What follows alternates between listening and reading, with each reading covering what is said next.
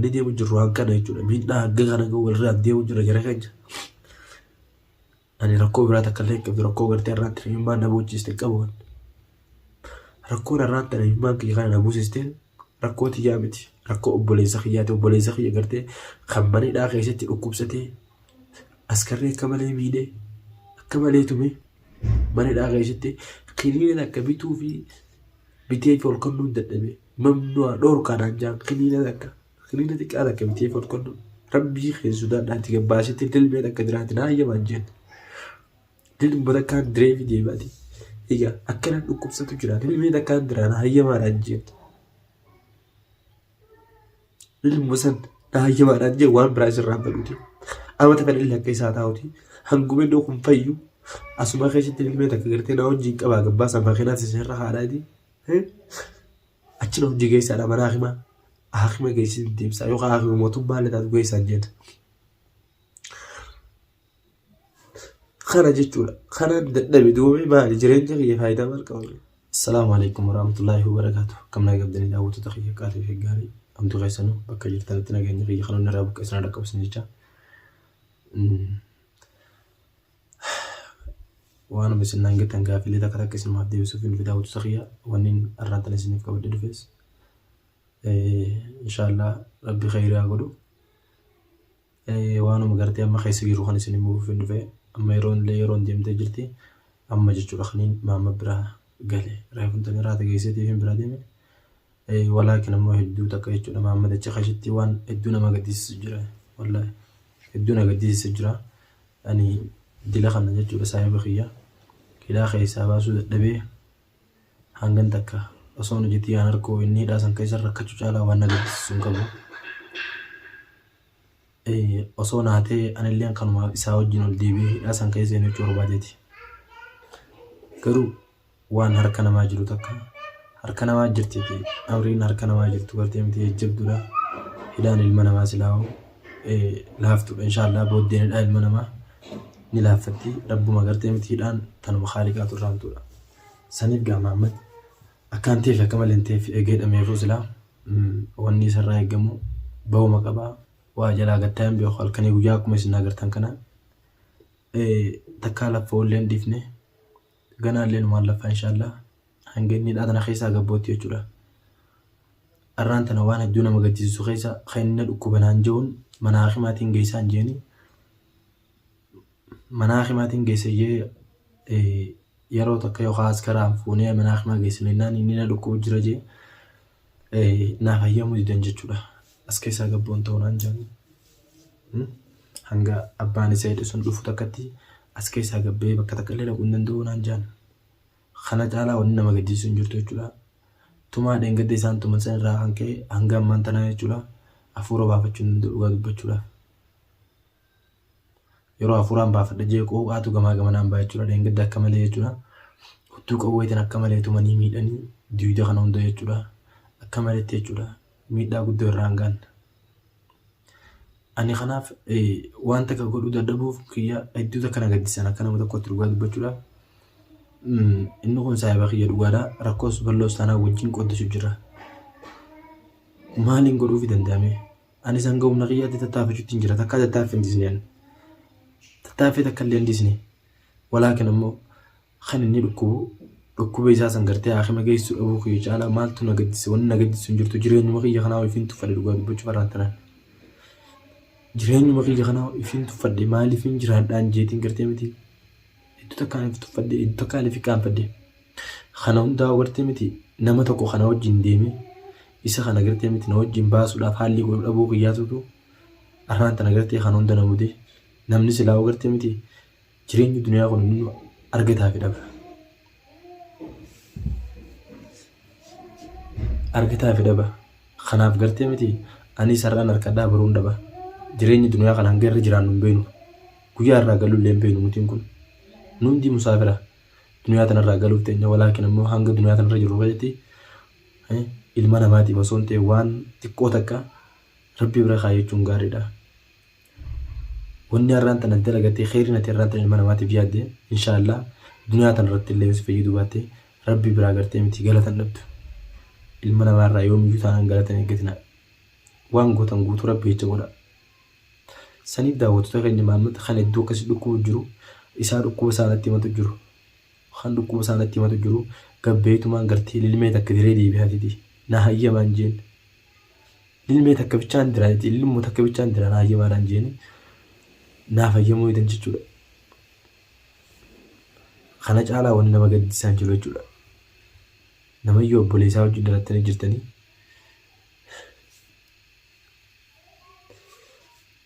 Obboleessaa wajjin namni dhalatiin hin jiru. Arraan tana gartee miti osoo haadha abbaan isaa as keessa jiraatanii yookaan obboleessan isaa akka keessa jiraatanii Maammaddina kana keessa hidhamee hidhaa tana keessa hin taa'u jira keenya. Jira keenya wanni kun waan hedduu qalbii nama cabsaati. Much waan akka laaftu tana ilaallu isinitti hin fakkaatinaa. Hedduu takka gartee miti waan qalbii nama cabsaati. Kana giseen isin hin jiru.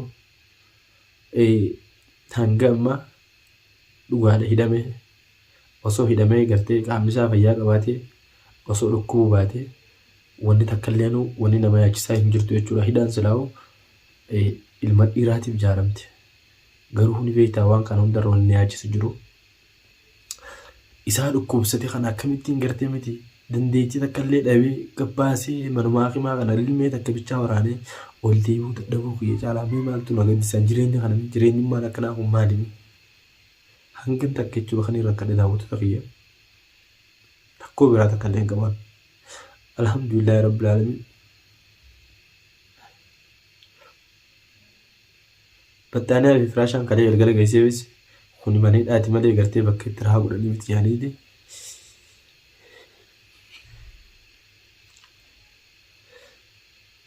Rahaa bakka itti godhanii miti yaaniiti. Jalaa fuudhanii ala gad darbadha. Hedduu takka gartee miti. Waan hin godhuuf hin dhabee haa jira keenya. Arra silaa akka kiyyaati. Arra silaa akka kiyyaati. Guyyaa takka Maammadidhaa tana keessan bulu. Maal godhiif naan jettamme? Mee maal godhiif naan jettan ayyee? Osoo isin taate mee maal gootan ayyaa? Saayiba kiyya kan guyyaa takka gartee miti gaafaan rakkadhee jiru gaafa rakkoo kiyyaa takka ana biraa ija duraa deeqaa takkaa fachi nan deemee arraan tana isaa maleedhaa keessa jiru. Akkasitti tumamee hidhaasan keessatti dhukkubsattu kan jiru. Dhawaa isaan dhawanirra ni beektan hudduu qawweetii afaan qawwee hangin nama dhukkubsa. Ni beektan hundi keessanuu waan isin himumtiti. Kana jechuudha wanni gartee miti hedduu takka qalbii keenya cabse malee waan biraati miti rakkoo biraa qabaadhati miti. Ifiti yaa gartee miti akka nama tokkootti nagaan qaba bobbeetiin gala qilleensa nagaatiin fudhatu jira. Qilleensa nagaatiin akka nama tokkootti fudhadhee galu jira. Waan biraa takka illee gartee miti wanni irraa irratti hin jiru alhamdulillahi rabbil alamin fayyaa guutuun bobbee galu jira. Inni garuu akkasitti tumamee san gubbaadhaan simintoo irra ciisu jira kan akkasi dhukkubu.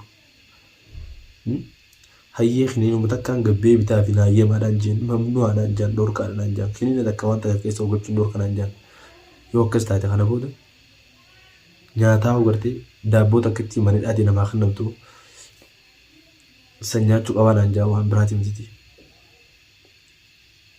Daabboo takka itti gartee achi namaa kan namtu san nyaachuu qabaa. Asit deddeebitee yatummaan hugartee miti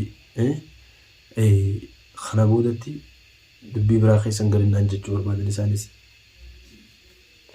Kun immoo yoomiyyuu taanaan Maammad bahuun waan hafan qabne garuu inshaallah yoom akka bahuu fi yoom akka gartee miti manadhaa kana keessaa gabbuu san rabbii beekaa inshaallah. Ani immoo gara kiyyaan tattaaffii ittiin jiraanis waa tattaaffii hin difneeti. Hangan takka jechuudha maallaqaaf jennee nuti garaa walitti jabaachuu jirra. Hangan takka gartee nuti maallaqaaf jennee obboleessa keenya dabarsinee kan jirra. Guyyaa dabaruu kanaaf jenneeti waan hin dabarre walirratti of jira nutiin kun. Waan hin dabarre takka walirratti of jirra. Hedduu takka jechuudha. Hangan takka qalbiin na cabte har'aan tana waan biraatii mititi. Rakkoo biraa takka illee hin qabu rakkoon xiyya. Bakkuma obboleessa keenya Maamad gartee hidhamuun dhugaadhaa hiyyattiiti maneedhaa keessa dhukkubsatee gartee kiniina takka dhaba ciisu jiru saniitu qalbii na cabse jara keenya waan biraa takka illee hin qaban. Sani wanni jechuudha gartee miti hedduu takka gartee hamilee na cabse malee waan biraa takka illee hin qabachuu barbaadati.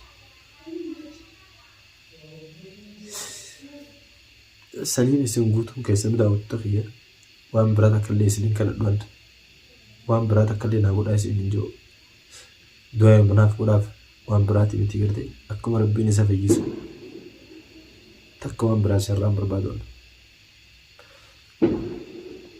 Akkuma rabbiin isa fayyisu bichaa gartee sababa bichaa du'aa itti naa godhaadha. Takara kaanii gartee anu tattaaffittiin jira jechuudha. Toofiqoon illee gartee waan kaleessa waadaa naa galchanii ibduu wana galaa deebi'e.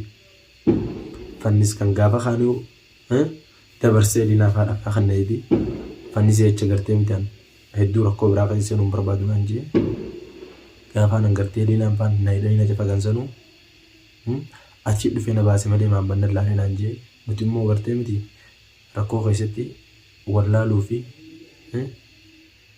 rakkoo walirraan ga'uu tana osoo dhiifnee gaariidha. Nurraan barbaachisu nuundinuu bakka jiraannu biyya namaa keessa waan nurra ga'an beenu. Tachaas isin agartan kun arraan tana na agartan malee boruu kiyya maal akkaan ta'an beeku. Namni lubbuudhaan jiru wayiis tolchuu danda'a. Balleessuu illee danda'a. Garuu yoo har'a kee balleessee boruu sirreessuu danda'a jechuudha. Saniif namni lubbuun jiru yoomiyyuu taanaan gartee miti. Faarfamuudhaas arrabsamuudhaas an akka kiyyoo taate waan takka isaan hin malu jeeti yaada. Maaliif ilma namaati ilmi namaa kun ni balleessa akkam balleessitu. Garuu immoo badiisan deebi'ee katolchus ilma namaati. Katolchus ilma namaati jechuu barbaadeeti egaan wanni isin jechuu barbaadu waan biraati miti. Guddaa biraa takka illee waan isin ijoon qaban. Saayibboonni hiriyaan ifaa jirutu yaanii mire saniif rakkoo walirraan ga'uun keenya gartee miti dhaabbachuu qaba. Rakkoo keessatti wallaalu tana osoo dhiifnee gaariidha. Maammadarraan tana badii takkaan malee gartee miti manidhaa keessatti rakkichi jira isin jechuu barbaadeeti miti.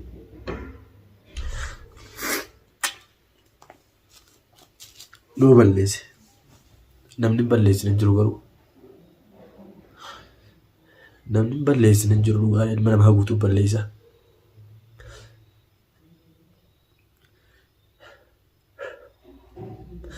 Saniif guutuun keessanuu bakka jirtanii gartee miti du'aa naa godhaaf akkuma rabbiin isa fayyisu waan biraa takka illee sirraan barbaadate. Wanni takka tanii naa godhaa isin hin jiru jirtu adda. Walaakin ammoo du'aa akka naa gootaniif hin badaa.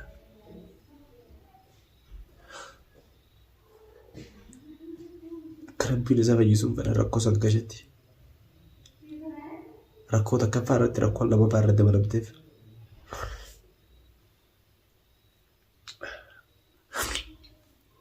Kana jechuu barbaade malee waan biraati miti. Haala kanaan jirree jechuudha nuti wal miidhuudhaafi. Warra keessa waliidhuu kana aadaa godhannee itti jirre jechuudha. Kana faashina godhannee deemu jirre jechuudha ammaa. Wanni biraa takka illee hin jirtu.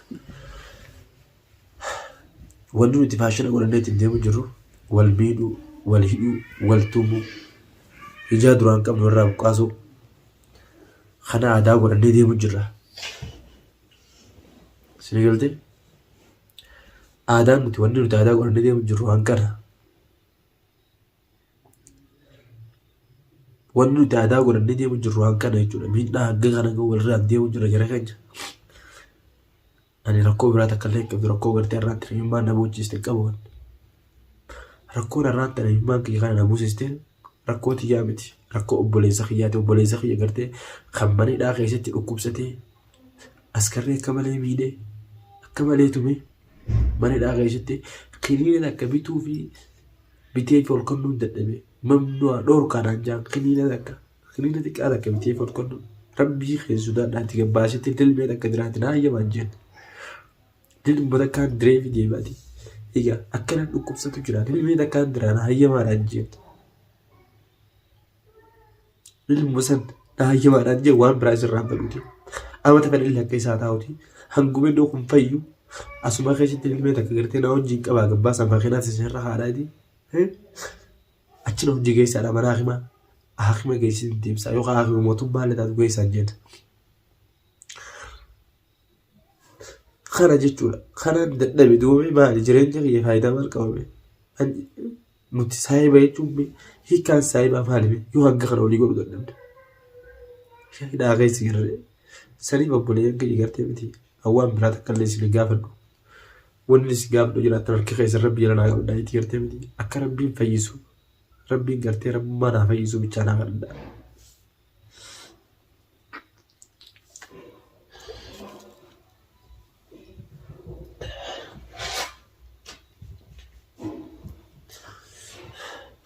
Saniif kanaan isin jedhaa wantoota kiyya du'aa naa godha waan biraa takka illee isin raanfadhoon takka waan biraa waan takka illee isin gaafadhu du'aa bichaa naa godha du'aa immoo gartee miti namu akka amantii teessanitti naa godha musliimiinis waaqeffataanis kiristaaninis ortodoksii illee guutuun keessanuu naa godha amantii teessan akka amantii teessanitti hundi keessanuu du'aa naaf godha harka keessa rabbi jala naa qabadhaa rabbiin namarraa qeebaluun beekanii buleessa kana rabbiin harrumatti haa fayyisu. Kanaan isin jaa harka gaarii naa qabadhaa.